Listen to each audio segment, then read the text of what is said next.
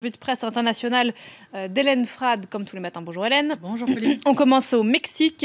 Le chef de la diplomatie américaine va rencontrer aujourd'hui le président Enrique Peña Nieto.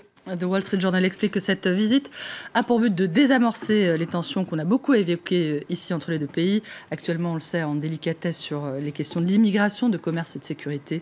Une visite entamée dans un climat glacial, d'après le quotidien américain, qui cite la réaction hier du ministre des Affaires étrangères à la décision de l'administration Trump de faire la chasse aux clandestins et de les renvoyer au Mexique. Je veux dire très clairement que ni le gouvernement mexicain ni le peuple mexicain n'ont la moindre raison d'accepter des dispositions imposées de façon unilatérale. Une déclaration citée également par le quotidien mexicain Milenio et qui tranche singulièrement avec les mots de l'attaché de presse de la Maison-Blanche qui assurait hier encore que les relations entre son pays, les États-Unis et le Mexique étaient phénoménales en ce moment. La nouvelle politique de lutte contre l'immigration illégale, très critiquée dans la presse américaine. The Washington Post s'inquiète des mesures de rétorsion possibles de la part de Mexico, qui pourrait justement refuser de collaborer avec les autorités américaines pour dire quels clandestins renvoyés sont des ressortissants mexicains ou pas. Difficile donc pour l'administration de Trump de faire sans la bonne volonté évidemment des Mexicains, qui pourraient aussi décider de se montrer moins regardants à leur propre frontière sud sur l'entrée de migrants venus du Guatemala, du Honduras ou du Salvador, des clandestins dont la destination finale est bien entendu les États-Unis. Une bonne volonté, rappelle le journal, dont le rôle est également crucial en matière de coopération contre le trafic de drogue, le crime organisé et le terrorisme.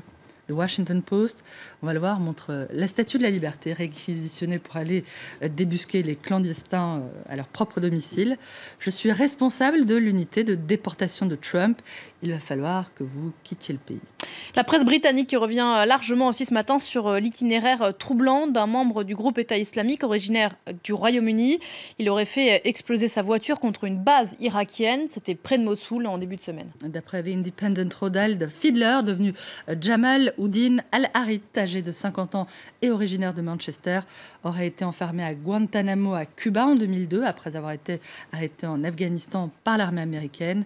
Libéré après 2 ans de captivité, Fiedler aurait ensuite, à sa libération, poursuivi le gouvernement britannique au motif que ses services de renseignement auraient participé au mauvais traitement subi à Guantanamo et obtenu 6 ans après, en 2010, donc une indemnisation de plus d'1 million d'euros. Il serait alors devenu concepteur de sites web avant de partir en Syrie en 2014. L'affaire provoque évidemment la polémique et l'actuelle première ministre Theresa May, qui était à l'époque de l'attribution du million de livres à Fiedler, ministre de l'Intérieur, est actuellement prise pour cible, même si son cabinet ne confirme ni n'infirme le fait qu'elle ait pu donner son feu vert à cette compensation.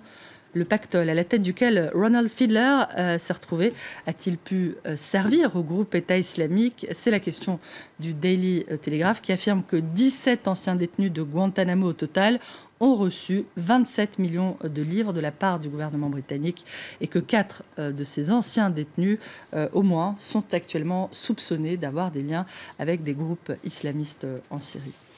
Direction la Turquie à présent, où l'interdiction du voile dans l'armée a été levée.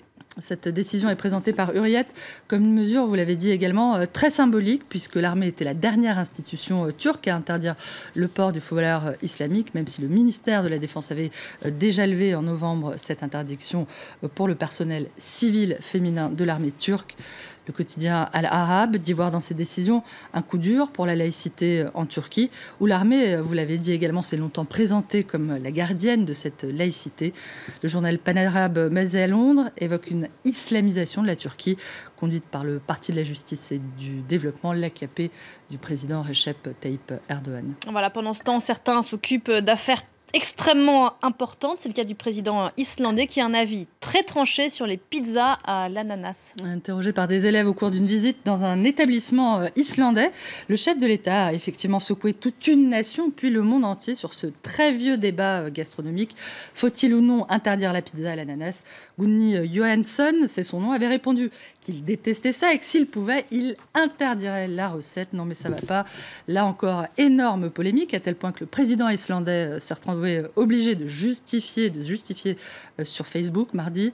Je n'ai pas le pouvoir de faire des lois qui interdisent aux gens de mettre des ananas sur leur pizza. Je suis heureux de ne pas détenir un tel pouvoir.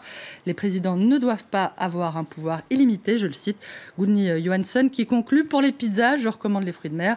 La pizza à l'ananas, on le rappelle, qui est une spécialité hawaïenne. Merci beaucoup Hélène, moi personnellement j'adore la pizza à l'ananas. On se retrouve pour de nouvelles aventures à partir de lundi et nous on se retrouve tout de suite après la pause. À tout de suite.